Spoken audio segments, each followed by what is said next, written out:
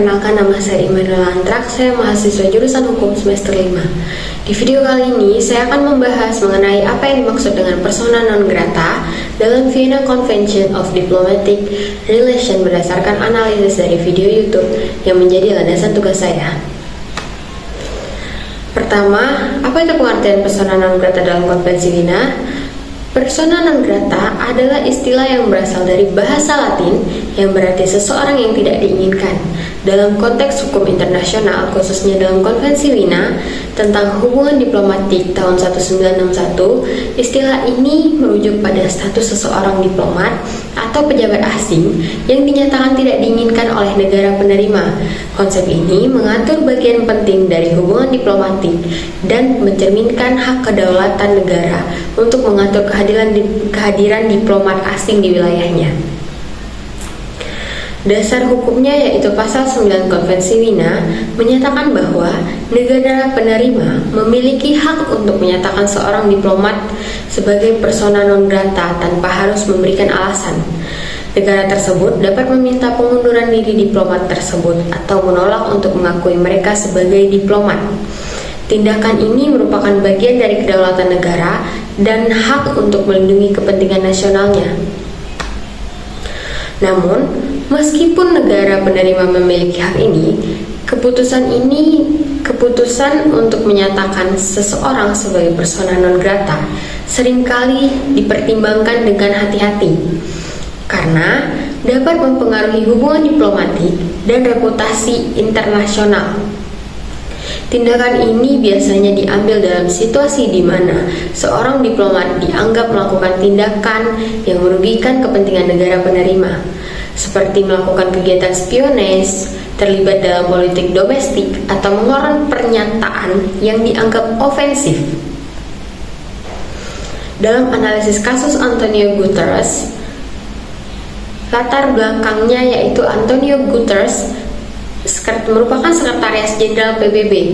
Baru-baru ini ia dinyatakan sebagai persona non grata oleh Israel. Keputusan ini muncul setelah serangkaian pernyataan Guterres dalam mengecam eskalasi konflik di Timur Tengah, khususnya terkait di situasi di Gaza dan menyerukan gencatan senjata. Selain itu, kritik Guterres terhadap pelanggaran hukum humaniter oleh semua pihak dalam konflik juga menjadi sorotan.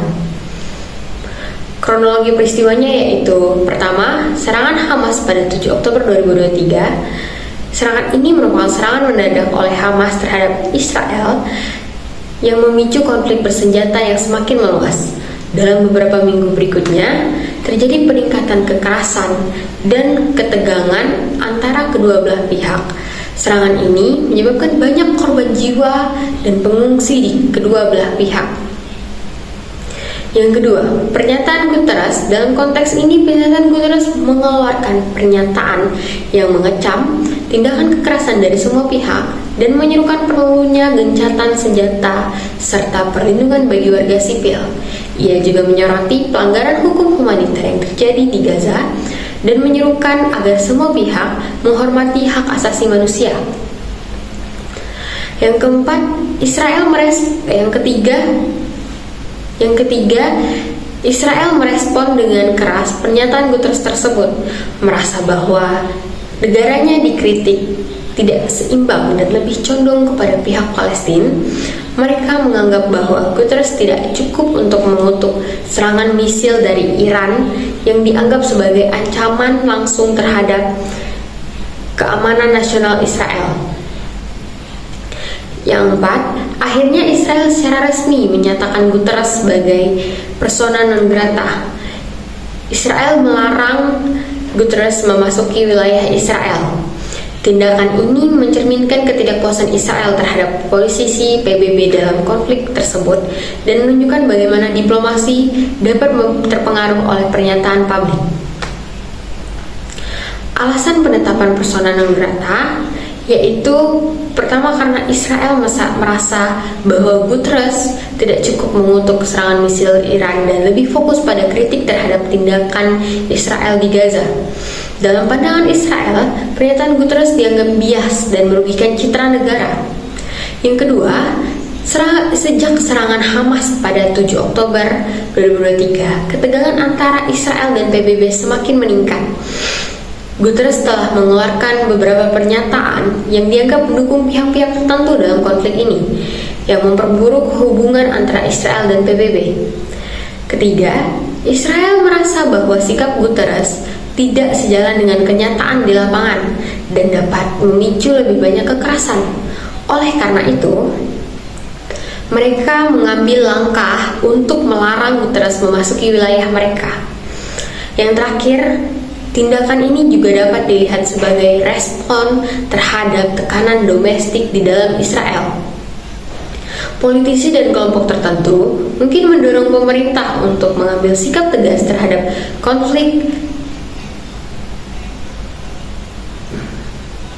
Politisi dan kelompok tertentu mungkin mendorong pemerintah untuk mengambil sikap tegas terhadap kritik internasional yang dianggap merugikan ini.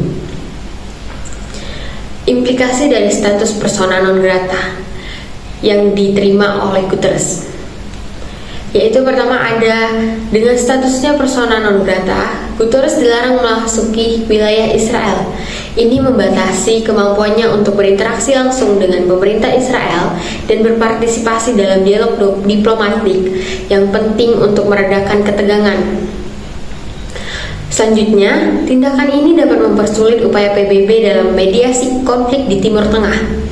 Sebagai pemimpin PBB, Guterres memiliki peran kunci dalam menciptakan dialog antara pihak-pihak yang bertikai dan mendorong penyelesaian damai.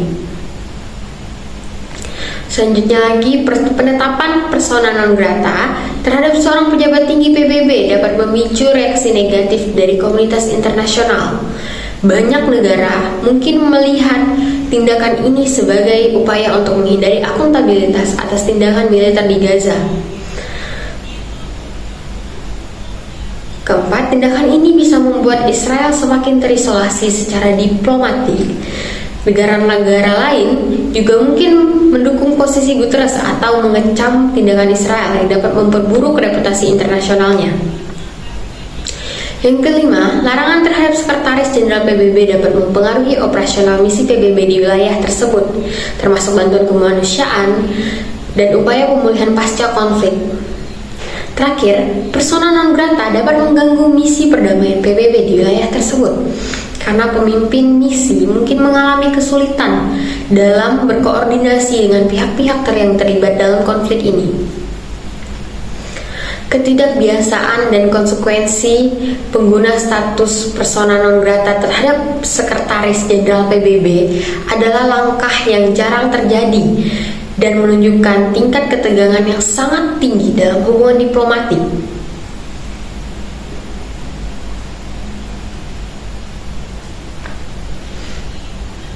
Ini mencerminkan bahwa hubungan antara Israel dan PBB telah mencapai titik kritis di mana komunikasi dan diplomasi menjadi semakin rumit.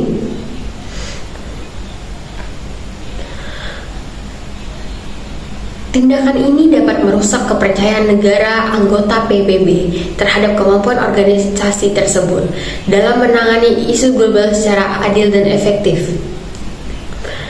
Dengan adanya ketegangan yang meningkat antara Israel dan PBB, ada risiko bahwa konflik akan semakin meluas mengingat kurangnya saluran komunikasi antara kedua belah pihak tersebut. Selain itu, negara lain mungkin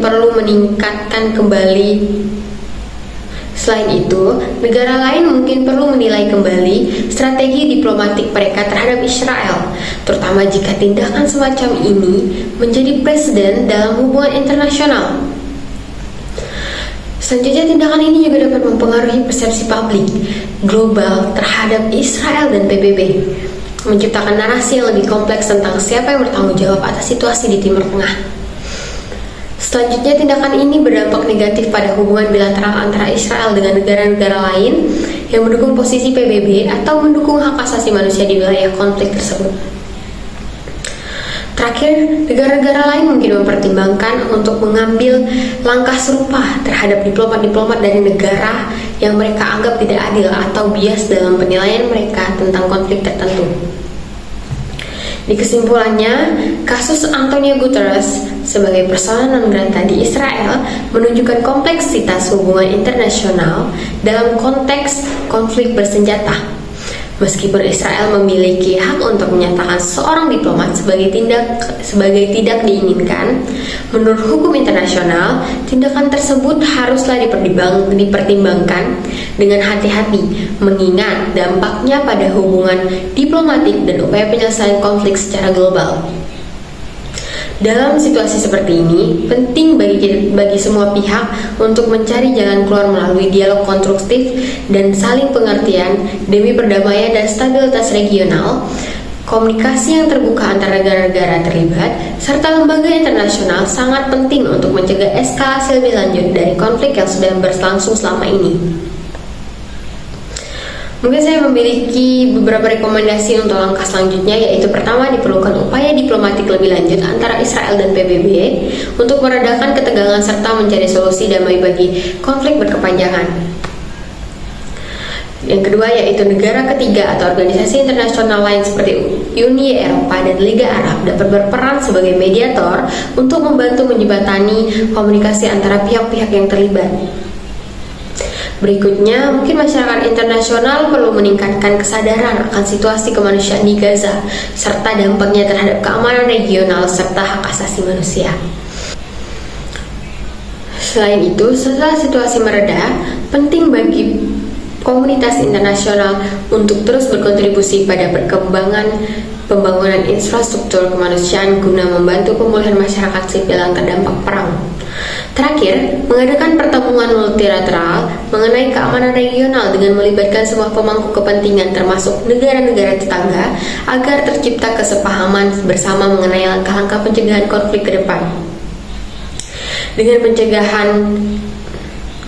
Dengan pendekatan komprehensif seperti itu, ada harapan bahwa dialog konstruktif dapat dicapai untuk menciptakan perdamaian yang langgeng di Timur Tengah, serta menghormati prinsip-prinsip hukum internasional yang berlaku. Pendekatan holistik semacam itu akan membantu membangun kepercayaan antar negara, serta menciptakan lingkungan kondusif bagi penyelesaian dampak konflik-konflik lainnya di masa depan, sambil memastikan perlindungan hak asasi manusia bagi semua individu, terlepas dari latar belakang politik atau etnis mereka. Sekian video pemaparan dari saya, lebih kurangnya saya mohon maaf, terima kasih.